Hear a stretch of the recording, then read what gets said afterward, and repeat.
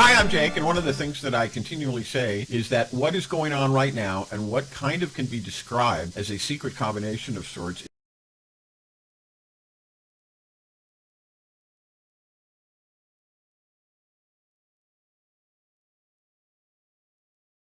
is a competition between two economic systems. I have also said that people really don't understand that this is what's going on.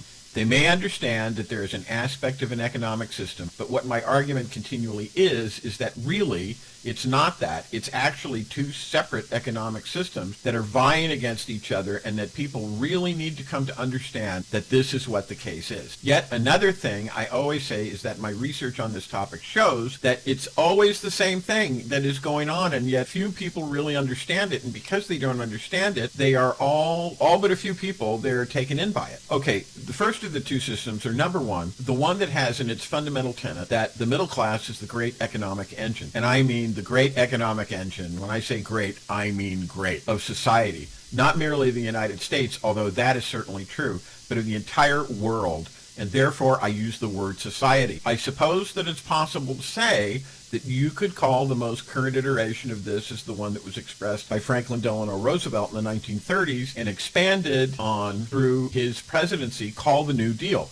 I may do a video on this topic later on, but suffice it to say for now that the New Deal basically recognizes this fundamental concept that I have just expressed and is what I use to differentiate between the other system that I'm about to talk about, which is that it recognizes and acknowledges the middle class, and honestly the poor class as well, as absolutely, positively, without a doubt, the great economic engine of the entire earth. I am, and we here at PB&J are for the New Deal. We support it. The New Deal state is the most successful form of human organization ever mounted. This is what defeated the Depression. This is what defeated Hitler.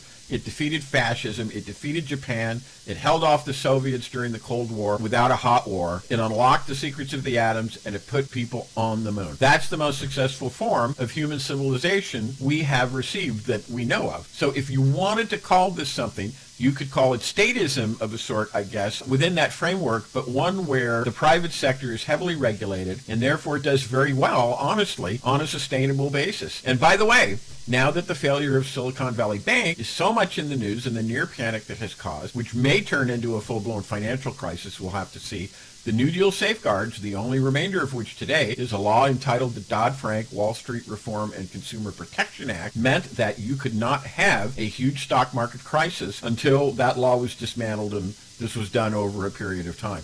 And let me say, as an aside, and this is kind of away from the point that I was trying to make here, but because I am doing this video at the same time this is happening, I will say that at the time when this was a bill and was being argued in both chambers of Congress, the hatred that was leveled against it was unremitting. Wall Street, the bankers, business people, oligarchs fought against it, spent literally millions of dollars trying to make sure that it would not pass. And when it did pass, they did everything that they could to weaken it, so that its impact and its effect would be minimized. Okay, now let's get into the second system. I've basically already given that away, but the second system can also be called by several different names. It is a system that enriches the few at the expense of the many. It is a system of the moneyed class. It is the system of Wall Street. It can also be called oligarchy. This second system is dedicated, as I said, to the exaltation and the security of the few at the expense of the many. And while I am persuaded that things have been this way probably ever since the beginning, for the purposes of illustration, when I say it's been around a long time, I can take it back to a nebulous figure in history, often referred to as the old oligarch. Now, who is this? This person, according to my research, is a contemporary of Thucydides, and this is back in 400 BC in Greece, in Athens, and some think that, in fact, the old oligarch is Thucydides. Whether he is or not is debatable, but he is more often referred to in writing as pseudo-Xenophon. Regardless of who he is, you can actually look this up. I'll give you the link. He actually says this, quote, "My subject is the constitution of the Athenians. I do not approve of their choice of this type of constitution, for in making their choice, they preferred the well-being of the inferior class at the expense of the better class. For this reason, then, I do not approve of it." So in other words, and I want to point out This is part of the craziness of oligarchy, that they say these things that are so patently nonsense or are expressive of a poorly veiled or ulterior motive that anyone with any common sense would look at this and say, this is just crazy. And this is the case here, because this is the guy, the old oligarch, who actually says words to the effect, I don't want the government interfering. I don't want the government building these long walls to Persia because that makes us invulnerable against the Spartans. It protects us against the Persians, etc. The reasoning about this is so fundamental that it almost beyond question. For example, here we have this rich person, okay, saying that we don't like the Athenian Navy because the Athenian Navy could defeat the Spartans on the border and the long walls could keep Persia out, could keep the Spartan enemies out, and yet you are saying this? And I say, what? Have you made a deal with the Persians or the Spartans that benefits you financially, that you would stand here in our halls of debate and in our public places and say such a thing? But this is the thing, the old oligarch just flat doesn't like government, and this is a constant refrain to our history. So when you have an oligarch that is vying for control of the government,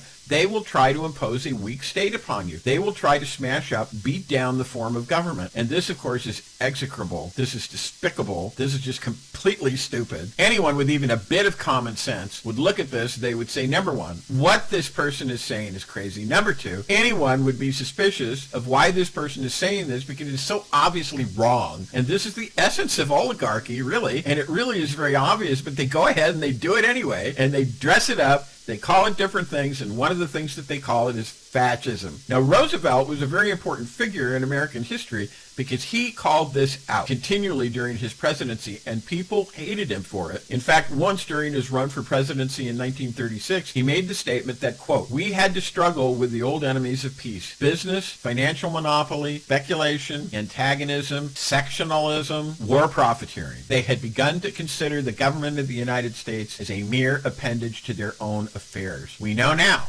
that government by organized money is just as dangerous as government by organized mob. Never before in all our history have these forces been so united against one candidate as they are today. They are unanimous in their hate for me, and I welcome their hatred. In line with this, he also warned that, quote, the liberty of democracy is not safe if the people tolerate the growth of private power to a point where it becomes stronger than their democratic state itself. That, in its essence, is fascism. Ownership of the government by an individual, by a group, or by any other controlling private power, close quote. So, in other words, by these statements, he put the country on notice of the two opposite sides of this situation in a way that everybody could understand, because Roosevelt said these things. And remember, the Roosevelts, they lived out on Long Island, rich, rich, rich. They were rich. And yet Roosevelt said these things. He advocated the causes of the ordinary man. And because of this, he was hated. As I said, he was considered a traitor to his own class. That is how the rich, the money class, the bankers, and the oligarchs actually looked at him. And that is just how much they hated him. And a little-known fact of American history is that a cabal of financiers actually tried to assassinate Roosevelt, overthrow the government of the United States. And this is a fascinating story that I can do another video on sometime. But the person they chose to do it, or spearhead the effort, was Smedley Butler. And it just so happens that Smedley Butler was up to that point, maybe still is, the most decorated American soldier in the history of the United States.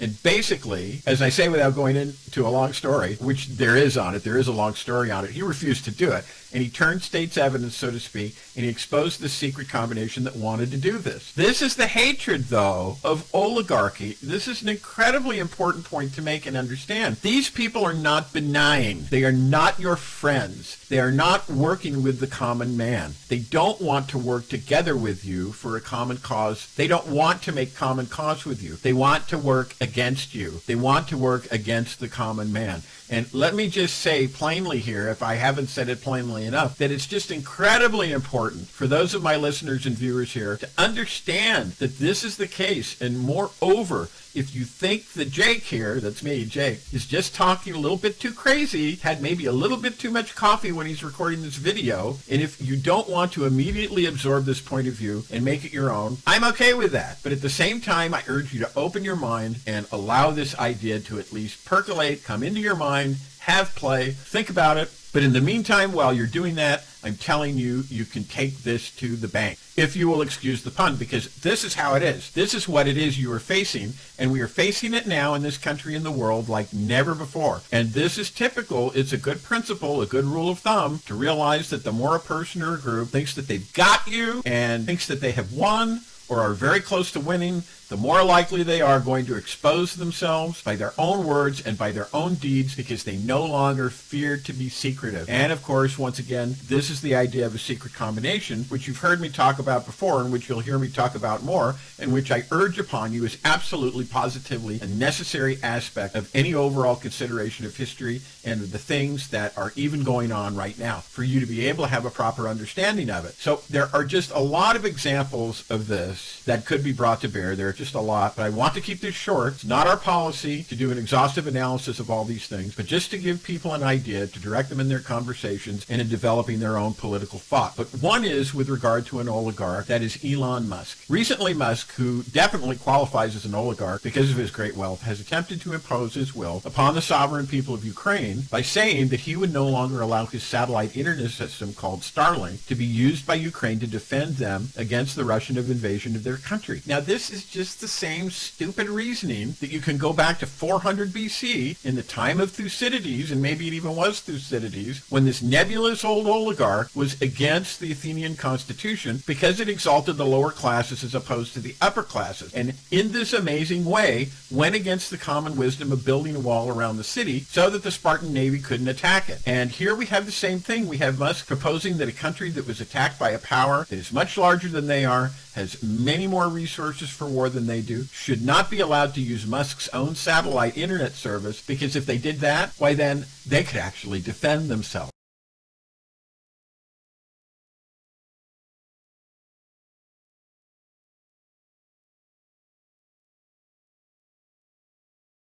So in other words, this is crazy. This is insanity. And this is exactly the kind of thing you have when you get oligarchs interfering with the economic system, gaining enough power so that they feel they can make their voices heard and that their voice counts more because of their wealth and their power and their influence than ordinary people. And you see that this is kind of crazy thing that they come up with, whether it's the old oligarch of 400 BC or Elon Musk of 2023. It's exactly the same kind of reasoning. And that is why I say that you cannot allow, and we do not want, I state it as a principle, we do not want oligarchs interfering in these kinds of affairs, because they always do these crazy things. And it's always skewed in this ridiculous way that they can barely even try to hide. Again, let me be clear. This is ridiculous that a private individual should be able to control the fate of a nation like this. Starlink was created by Musk leveraging government funding. A lot of government funding went into Starlink. And now, through some truly marvelous transmogrification, Musk has decided that it is his own. But the idea that I would urge you all to consider is that people like Musk, who build their fortunes on the back of the poor and the middle class and then magically think that these things have become theirs and theirs alone, does not have the right to declare it now and decide how it's going to be used, especially if it's for the common good, and how it's not going to be used, period. And here's the link to that article, so if you're not aware of that, you can find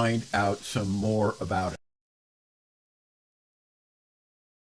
Well, that's all for this, and as always, if you like what you're listening to, like what you hear, and want to hear more, hit the subscribe button in the lower right-hand corner of the video. At the same time, I'd like to give a shout-out to my friend and colleague Daniela Walls, who can be found at AmericanSystem.tv, who has some great guests, some great ideas, some great talks about many of the same things that I am talking about here. I'll see you in the next video.